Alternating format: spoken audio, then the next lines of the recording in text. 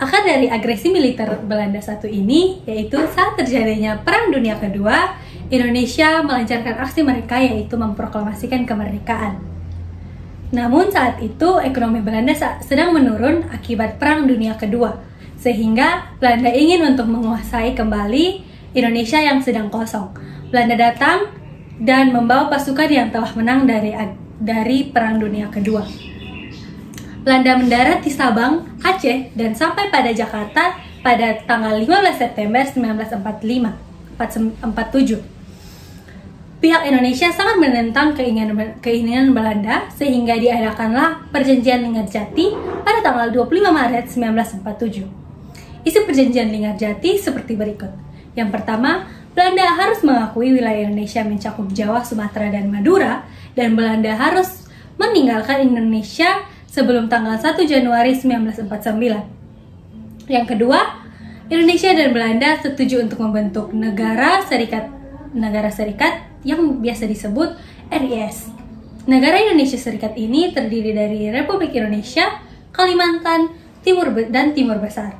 Pembentukan RIS ini harus dilangsungkan sebelum 1 Januari 1949. Lalu, isi perjanjian yang ketiga yaitu RIS dan Belanda akan membentuk Uni Indonesia Belanda yang dipimpin oleh Ratu Belanda.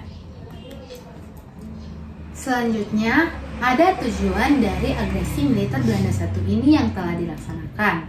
Yang pertama ada tujuan politik. Nah, tujuan politik ini bertujuan untuk menghilangkan negara Indonesia secara de facto dengan menghilangkan Indonesia ini dari peta dunia.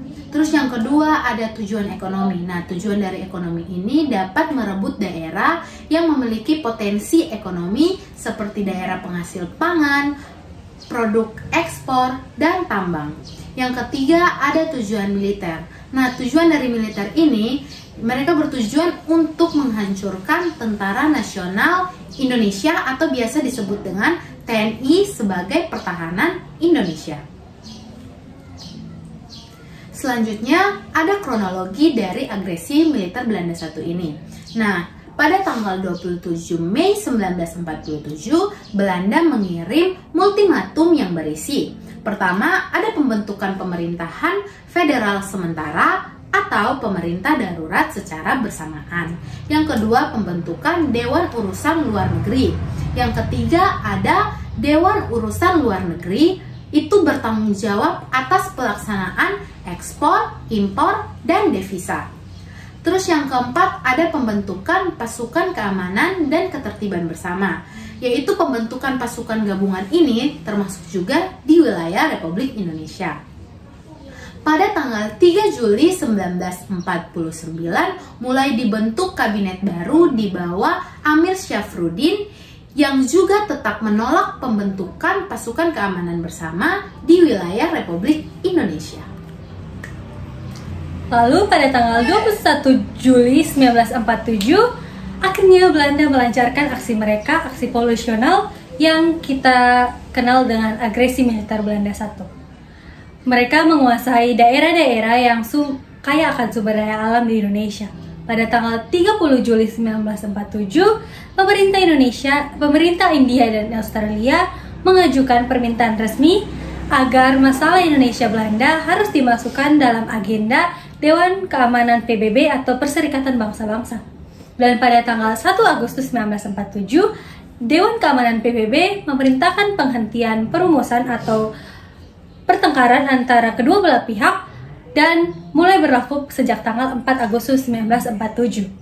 Pada tanggal 3 Agustus 1947, Belanda pun menerima resolusi DK atau Dewan Keamanan PBB dengan memerintahkan kepada Hubertus van Mook untuk menghentikan peperangan. Pada tanggal 4 Agustus 1947, dibukalah sidang DK PBB dari Indonesia yang hadir antara lain Sultan Syahrir, dan Sultan Syahrir memberikan pidatonya yang menegaskan untuk mengakhiri berbagai pertempuran dan perlu dibentuk komisi pengawas. Pada tanggal 25 Agustus 1947, DKPBB menerima usulan Amerika Serikat tentang pembentukan Komisi Jasa-Jasa Baik atau yang lebih dikenal sebagai Komisi Tiga Negara atau KTN. Dan pada tanggal 18 September 1947, komisi diresmikan. Negara Australia dipimpin oleh Richard Kirby, Belgia dipimpin oleh Paul van Zielan, dan Amerika Serikat dipimpin oleh Dr. Frank Graham. Selanjutnya, pada tanggal 29 Agustus 1947, secara sepihak, Van Mook memproklamasikan garis demokrasinya dan menjadi garis batas antara daerah penduduk Belanda dan wilayah Republik Indonesia.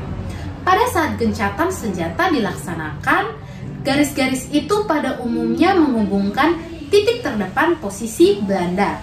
Menurut garis Van Mook, wilayah Republik Indonesia ini lebih sedikit dari sepertiga wilayah Jawa, yakni wilayah Jawa Tengah bagian timur itu dikurangi pelabuhan-pelabuhan pada perairan laut.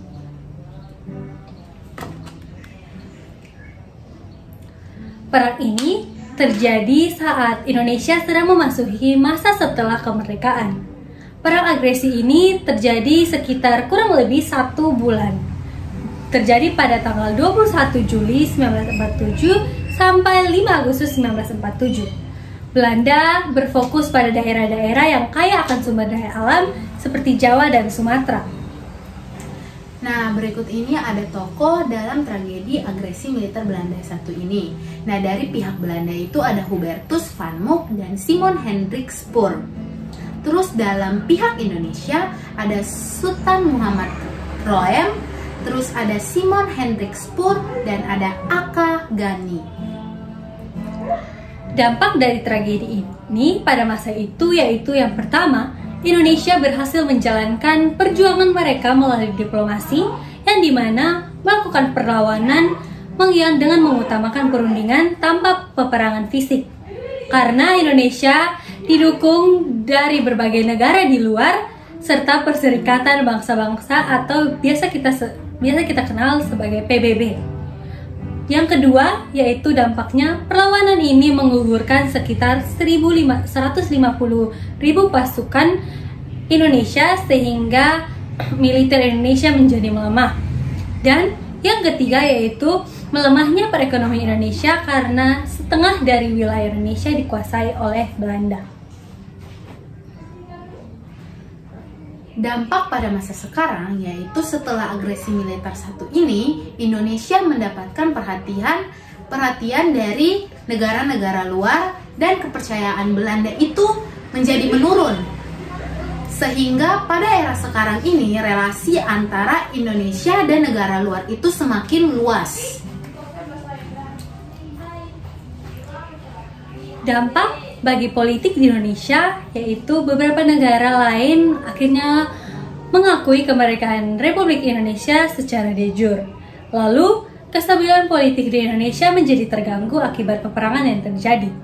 Dampak bagi ekonomi di Indonesia juga yaitu yang pertama, Indonesia kehilangan sekitar 50% wilayahnya termasuk daerah-daerah yang kaya akan sumber daya alam. Yang kedua, Indonesia mengalami krisis pangan dan inflasi besar-besaran. Lalu, yang ketiga, daerah perkebunan Indonesia dikuasai oleh Belanda seperti daerah Sumatera dan Jawa.